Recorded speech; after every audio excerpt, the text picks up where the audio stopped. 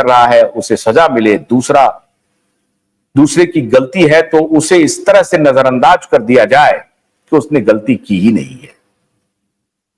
इसका मतलब यह नहीं कह रहा हूं कि मैं जिनका नाम ले रहा हूं कि वो गलत कर रहे हैं, मैं ये नहीं कह रहा हूं, ऐसे दृष्टांत हैं। मैंने कहा ना कि देनदारी का यह मामला है। देनदारी का मामला दो बड़ी कंपनियों पे, जो अभी बिलियंस एंड बिलियंस डॉलर की कंपनी हो गई है, उस कंपनी पर भी देनदारी का मामला है, लेकिन वो लोग निश्चिंत हैं, वो शांति की बांसुरी बजा रहे हैं, आनंद में हैं, उनमें कोई दिक्कत नहीं है। देनदारी का मामला सहारा ग्रुप पर भी है, लेकिन सहारा ग्रुप आज परेशान है। चुकाना रिलायंस को भी पैसे हैं, चुकाना अडानी को भी पैसे हैं, लेकिन उनकी यह चिंता नहीं है। लेकिन सहारा ग्रुप आज तिल तिल कर करके मर रहा है, क्योंकि उनको चिंता है कि मुझे अपने निवेशकों का पैसा लौटाना है, और अगर चिंता नहीं है तो उसके लिए उनको भुगतना भी पड़ रहा है। मैं इसीलिए यह कहना चाहूंगा सरकार से कि आप सहारा के दफ्तर को खोल दीजिए, आप अपने नियंत्रण में लेकर के खोलिए, कोई दिक्कत नहीं है, सरकार नियंत्रण में ले ले, और सरकार निवेशक और जो एजेंट हैं उनके साथ संवाद प्रारंभ करें। सहारा के दफ्तर को खोल करके निवेशक और एजेंट के बीच में संवाद स्थापित करने का एक मैकेनिज्म तैयार करें। पोर्टल को भी मैं ये नहीं कह रहा हूं कि पोर्टल को बंद कर दें, आप पोर्टल भी चलाते रहिए, उसमें जिसका जिसका सत्यापन हो रहा है उन्हें आप रिफंड करते जाइए, आपके ऊपर बर्डन कम होता जाएगा। लेकिन चूंकि निवेशकों की संख्या अधिक है और ये सभी निवेशकों के डेटा जो स्थानीय ऑफिसेज हैं सहारा के 5000 के करीब, उन सारे ऑफिस में हैं, या उन ऑफिस से जो संबद्ध एजेंट हैं उनके पास है, या उस ऑफिस के पेरिफेरी में जो निवेशक आने वाले हैं उनके पास है।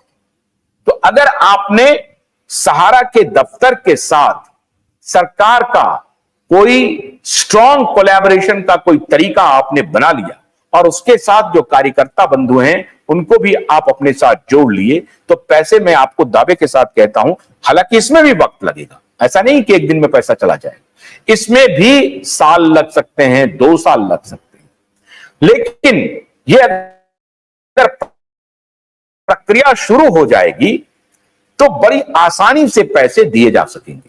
पहले 40,000 करोड़ का इंतजाम करें और साथ का साथ सहारा प्रबंधन से बैठ करके मिल करके कि आप बाकी पैसे कहां से देंगे, इसका त्वरित आप हमें जवाब दें। कौन से प्रॉपर्टी को डिस्पोज ऑफ करेंगे ताकि आप इतने पैसे का बंदोबस्त कर सकें, उनको कहें। जब आप विजय माल्या को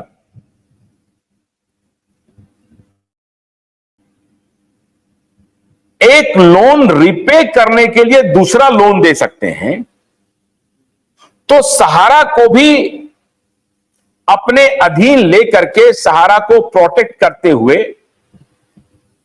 आप पैसे की वापसी कर सकते हैं। यह तरीका अपना करके आप यह काम कर सकते हैं, और इसमें कहीं कोई परेशानी नहीं होगी। कुछ तकनीकी खराबी हो रही है, आपको शायद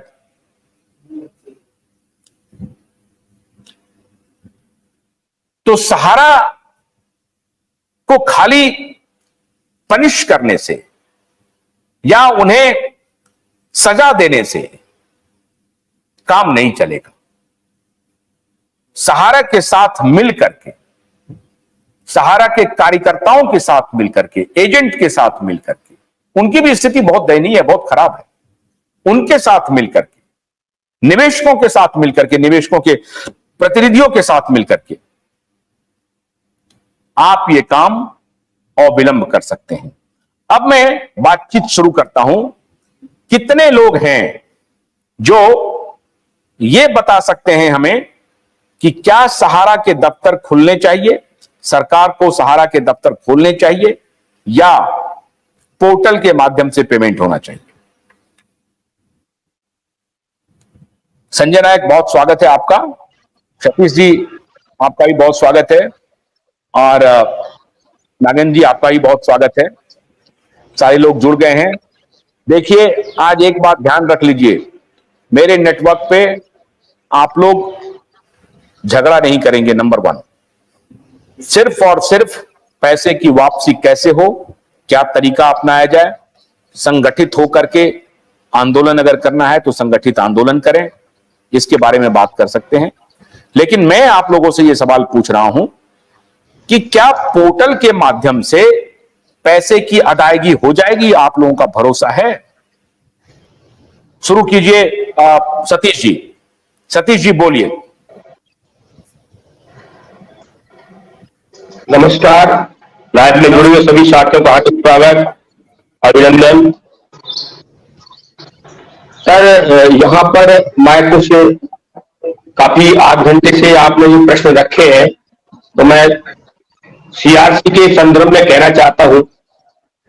सत्यापन की जो बात आप कर रहे हो और लोग पीड़ित भी है, लेकिन यहां मैं आपको संज्ञान में बता दूं कि 2018 से हमने कंपनी के साथ में रजिस्ट्री के माध्यम से कृषि मंत्रालय या सीआरसी हुआ करता था, वहां हमने पेपर भेजे, उसमें उन्होंने सत्यापन करके 6 से 7 महीने में जमाकर्ता का उन्होंने भुगतान किया।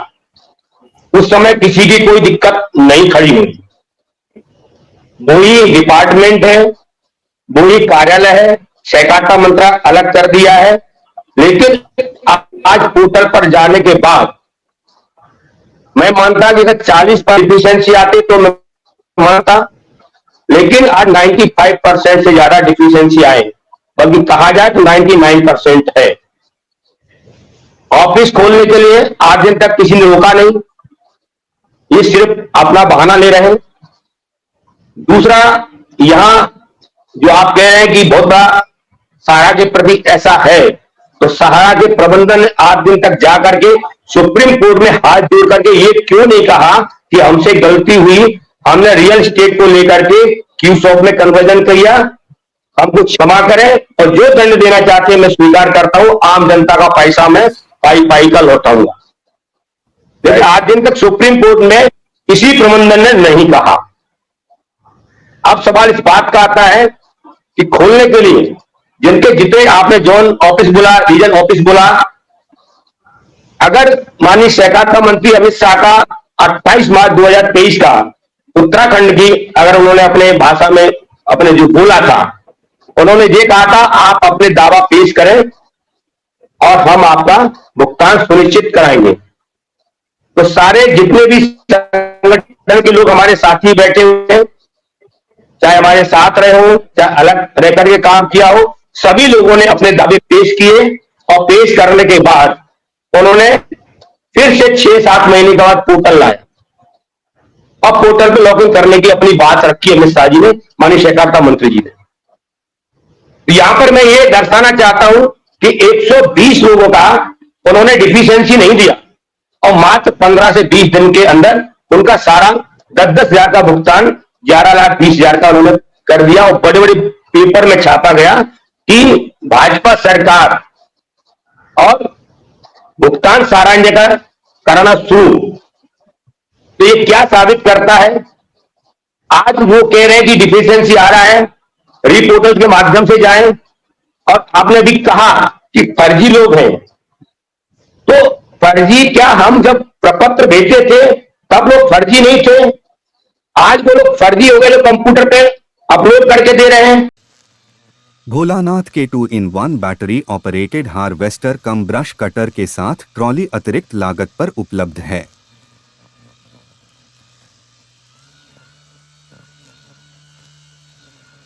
अधिक जानकारी के लिए कृपया दिए गए नंबर पर कॉल करें।